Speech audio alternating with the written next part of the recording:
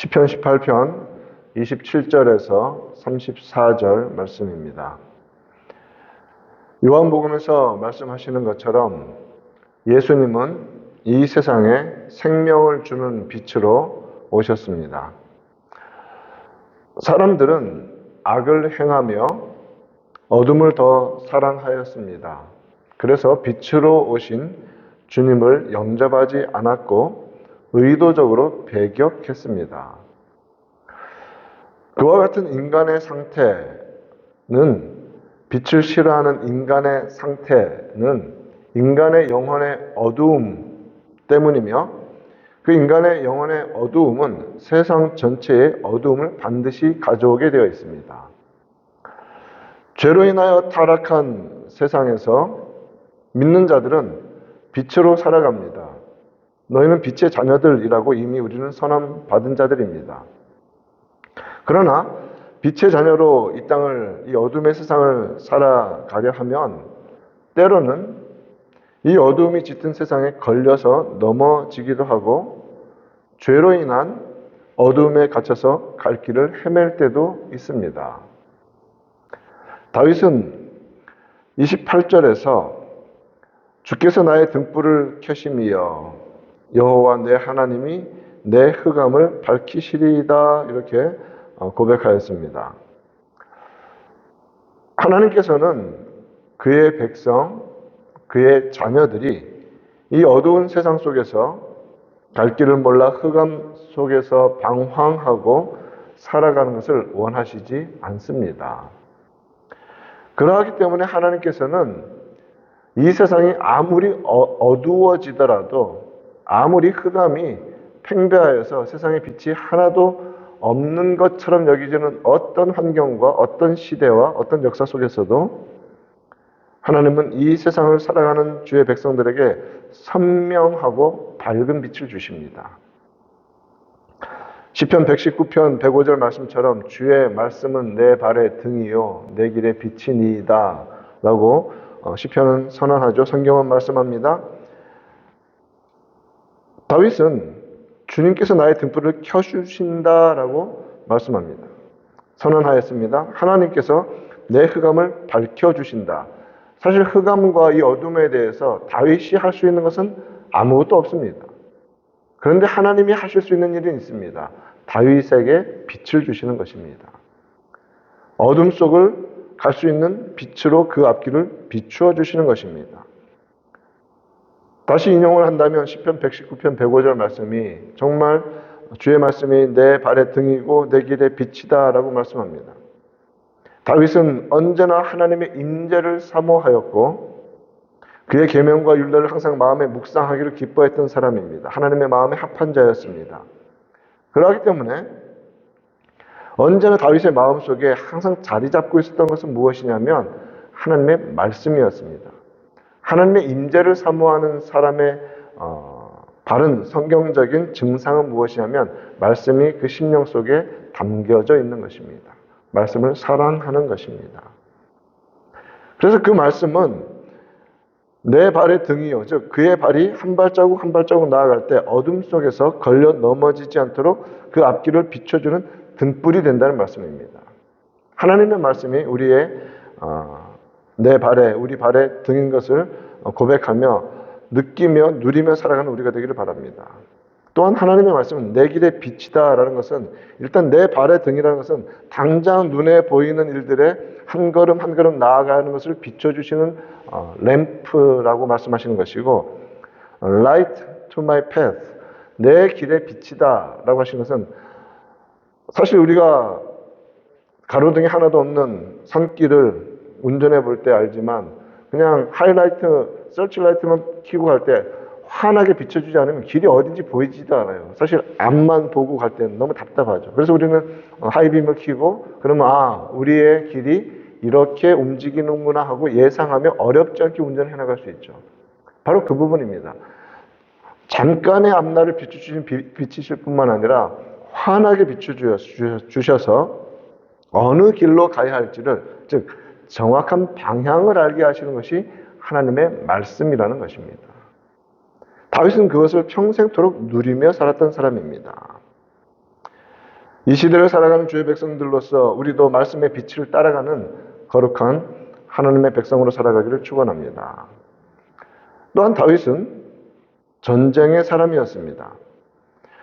그는 골리앗을 물맷돌로 쓰러뜨리고 죽임으로써 역사의 전쟁의 역사에 등장한 사람이죠. 대단한 사실은 승리죠.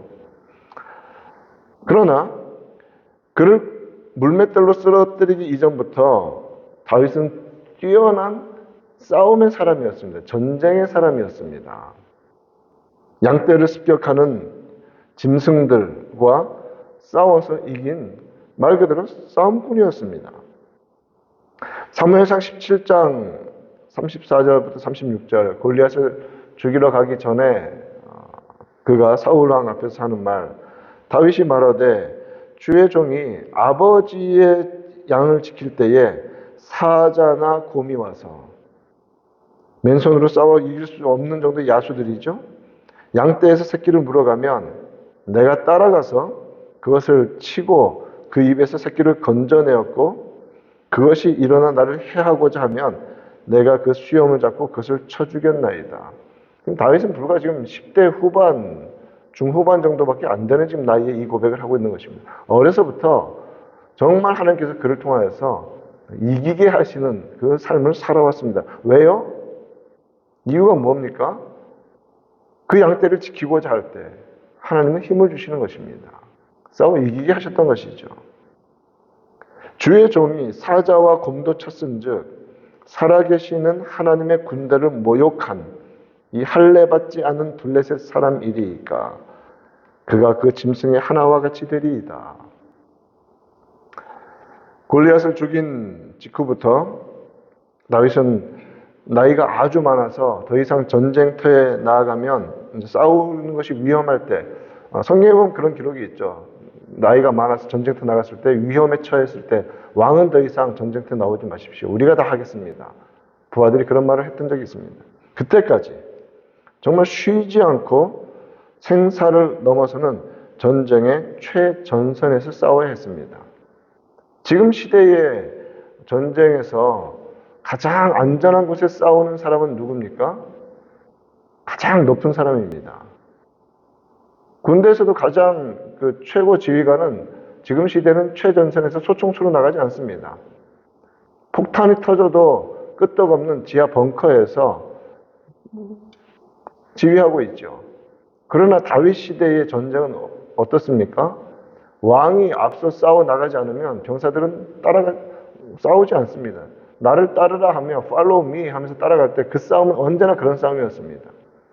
그리고 적들의 모든 표적은 어디로 향하게 되어 있습니까? 왕만 죽이면 됩니다. 모든 화살과 모든 공격이 다 다윗 개인에게로 집중될 수밖에 없는 싸움을 그는 평생 싸웠던 것입니다. 그런데 기억합시다. 화살 단 하나도 다윗을 관통하지 못했습니다.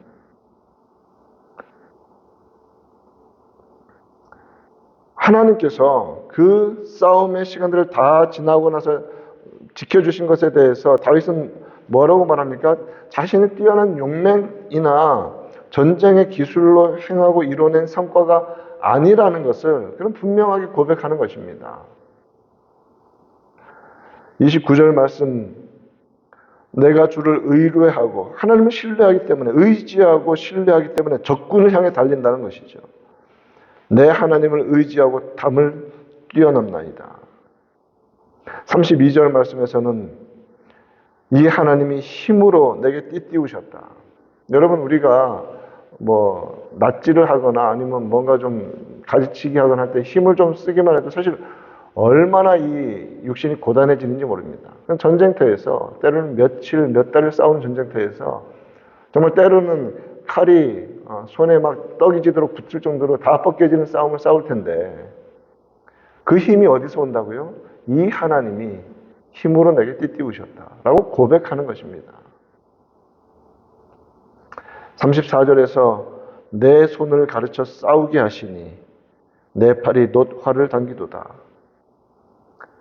다윗은 그 전쟁터에서 살리신 하나님의 주권적인 보호하심을 믿음으로 고백하는 것입니다. 생명의 주권은 하나님께 있습니다. 그러므로 하나님께서 생명 싸개로 강하게 다윗을 묶어서 보호하셨기 때문에 언제나 생명을 잃어버릴 수 있는 가장 급박한 전투 현장에서 가장 죽을 가능성이 높은 자리에서도 머리털 하나 다치지 않게 하나님은 그 전쟁의 자리에서 지켜주셨던 것입니다. 우리의 생사화복은 주님의 손과 계획 안에 있습니다.